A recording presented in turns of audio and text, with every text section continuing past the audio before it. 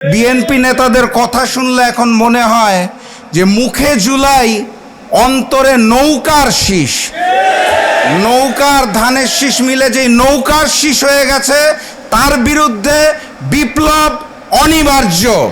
একটা সুন্দর প্রবন্ধ উপস্থাপন হয়েছে, আমার প্রাণপ্রিয় তাজুল ভাই বলেছেন, আপনারা সকলেই শুনেছেন। এইটার পরে আসলে বক্তব্য দেওয়ার কোনো কিছু নাই, ওখানেই সব কিছু তুলে ধরা হয়েছে। এরপর যে আলোচনাগুলো হচ্ছে জ্ঞানগর্ভ আলোচনা। আমার মতো সাধারণ মানুষ এত গুরুত্বপূর্ণ কথা বলা কঠিন।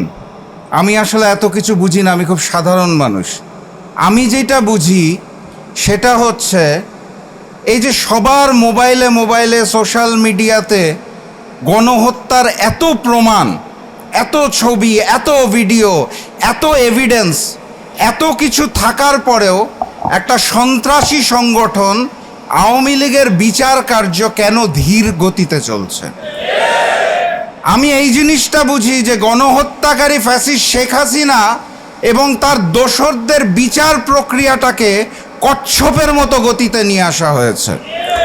আমি খুব সাধারণ মানুষ, সাধারণ জায়গা থেকে এটা বুঝি যে ফ্যাসিস্ট শেখ হাসিনা এবং ওসমান হাদির হত্যাকারীদেরকে ভারত থেকে দেশে ফিরিয়ে আনার ব্যাপারে কূটনৈতিক কার্যক্রম ঠিকমতো পরিচালনা করা হচ্ছে না। আমি আমার জায়গা থেকে অত্যন্ত হতাশার সাথে দেখি কোনো আইনের দরকার নাই, সংবিধানের দরকার নাই, বিচারের দরকার নাই, রেডি একটা সেটআপ, সেটা হচ্ছে জুলাই জাদুঘর, সেটা শুরু করতেও গড়িমসি করা হচ্ছে। আমি আমার জায়গা থেকে বুঝতে পারছি না, আমরা যখন সকলে দাঁড়িয়ে বলার চেষ্টা করছি যে সংবিধান সংস্কার পরিশোধ করতে হবে, গণভোটের গণরায়ে বাস্তবায়ন করতে হবে, তার পূর্বের এই ছোট ছোট কাজগুলোই তো আমরা করতে পারছি না। কেন পারছি না? আমরা আমাদের জায়গা থেকে যেটা দেখতে পাচ্ছি সেটা হচ্ছে জুলাই গণ অভ্যুত্থানে অগাস্টের 5 তারিখে ফ্যাসিস্ট শেখ হাসিনা এবং আওয়ামী লীগের যে পতন হয়েছিল, সেটার সাথে সাথে ওই পার্শ্ববর্তী রাষ্ট্র ভারতের আধিপত্যবাদেরও পতন হয়েছিল। এবং এই বর্তমান পরিস্থিতিতে জুলাইকে অস্বীকার করা বিএনপি সরকারের পক্ষে তখনই সম্ভব যখন তারা নতুন করে ফ্যাসিস্ট হতে চায়, যখন তারা নতুন করে ভারতের সামনে মাথা নত করতে চায়। এই ব্যতীত জুলাইকে অস্বীকার করার, অগ্রহণ করার আর কোনো লজিক আমার মতো সাধারণ মানুষের বোধগম্য হয় না। সম্মানিত সাথী এবং বন্ধুগণ, বক্তব্য দিব না, অনেক সিনিয়র নেতৃবৃন্দ আছে। আমি শুধু বলতে চাই, ওই যে ছোটবেলায় দেখতাম হচ্ছে যে শুনতাম, পড়তাম যে মুখে মধু অন্তরে বিষ। এখন এই বর্তমান অবস্থায় এসে দেখতে পাচ্ছি ওই হিন্দুস্তান আওয়ামী লীগ আর বিএনপি মিলেমিশে একাকার হয়ে গেছে।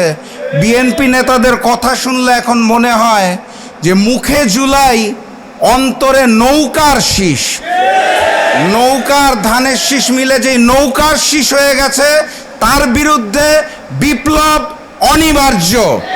আপনাদের শুধু এই আহ্বান জানাই, দেখা হবে বিপ্লবে, দেখা হবে বিজয়ে।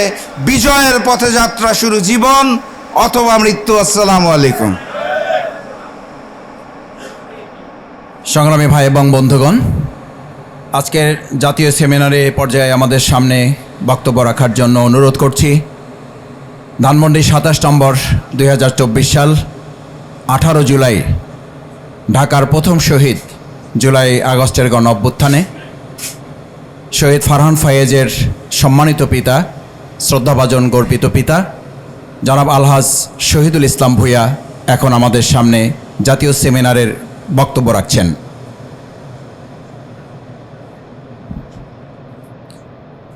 বিসমিল্লাহির রহমানির রহিম। 11 দলীয় জোট কর্তৃক আয়োজিত জুলাই গণ অভ্যুত্থানের চেতনা, গণভোটের রায় বাস্তবায়ন এবং জুলাই গণহত্যা ও মানবতা বিরোধী অপরাধের বিচার ও আমাদের দায়বদ্ধতার সেমিনারের সেমিনারের সভাপতি ডক্টর কর্নেল অলি আহমেদ বীর বিক্রম, সাবেক মন্ত্রী ও সভাপতি লিবারেল ডেমোক্রেটিক পার্টি, মাননীয় প্রধান অতিথি ডাক্তার শফিকুর রহমান এমপি, মাননীয় বিরোধী দলীয় নেতা ও আমিরে জামাত, উপস্থিত আছেন 11 দলীয় জোটের নেতৃবৃন্দ, প্রিন্ট ও ইলেকট্রনিক মিডিয়ার ব্যক্তিবৃন্দ এবং সুধীমণ্ডলী, আসসালামু আলাইকুম। আপনারা প্রায় সবাই অবগত আছেন 2024 সনের 18 জুলাই ধানমন্ডি 27 নম্বরে আমার একমাত্র ছেলে ফারহান ফাইয়াস, সে ঢাকা রেসিডেন্সিয়াল মডেল কলেজের তার সহপাঠীদের নিয়ে, সে ছিল একাদশ বিজ্ঞান বিভাগের মেধাবী ছাত্র। সে যেহেতু সায়েন্স ক্লাব, ইয়ত ক্লাব করত, সুতরাং তার অনেক কানেক্টিভিটি অনেক ছিল। সে সেন্ট জোসেফ এবং রেসিডেন্সিয়াল মডেল কলেজে তার জুনিয়র ভাইদের নিয়ে সে আন্দোলনে সামিল হয়েছিল। 16 তারিখে আবু সাঈদ যেদিন রংপুরে শহীদ হয়, সেই দিনও সে আড়ংয়ের সামনে থেকে তার ছোট ছোট ভাইদেরকে নিয়ে গণভবনের সামনে অবস্থান নিয়েছিল, মানিক মিয়া এভিনিউতে অবস্থান নিয়েছিল। 16 তারিখেই ওকে ফ্যাসিস্টরা টার্গেট করে ফেলে, যার পরিপ্রেক্ষিতে 18 তারিখে ওকে টার্গেট করে একদম ওর বুকের মধ্যিখানে গুলি করা হয়। একটি মাত্র বুলেট ওর জীবন প্রদীপ কেড়ে নেয়। সেই থেকে আমার পরিবার পুরো ট্রমাতে আমরা আছি। এখন সেই জুলাই মাস আমাদের সামনে, জুলাই মাস আসলেই আমাদের এই ক্ষতটা আরও বেড়ে যায়। আমি শুধু আজকে বেশি কথা বলবো না, যে 24 জুলাই আমার ছেলে জীবন দিয়ে দেশকে স্বৈরাচার বিতাড়িত করেছে, সেই সময় ছিল আশুরা, মহরম মাস, অর্থাৎ 10ই মহরম আশুরা, তারপরের দিন 11ই মহরম আমার ছেলের জীবন প্রদীপ কেড়ে নিয়েছিল ওরা। সেই মহরম মাস এখনও চলতেছে। আমি শুধু একটা কথাই স্মরণ করিয়ে দিব, যারা এখন রাষ্ট্র ক্ষমতায় আছেন, যে মহরম মাসে কিন্তু অনেক বড় বড় ঘটনা ঘটে, ইসলামের ইতিহাসে আমরা সেটা পর্যবেক্ষণ করলে জানতে পারব।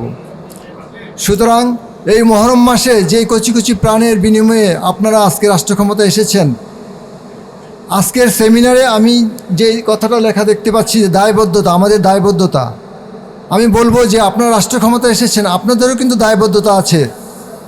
আপনাদের দায়বদ্ধতা সবচেয়ে বেশি। আজকে তাদের প্রাণের বিনিময়ে, তাদের ত্যাগের বিনিময়ে আপনারা কিন্তু রাষ্ট্র ক্ষমতায় এসেছেন। মাননীয় প্রধানমন্ত্রীকে আমি আহ্বান করব, আপনিও তো মজলুম, আপনার পিতা, আপনার মাতা, ওনারা তো দেশপ্রেমিক ছিলেন।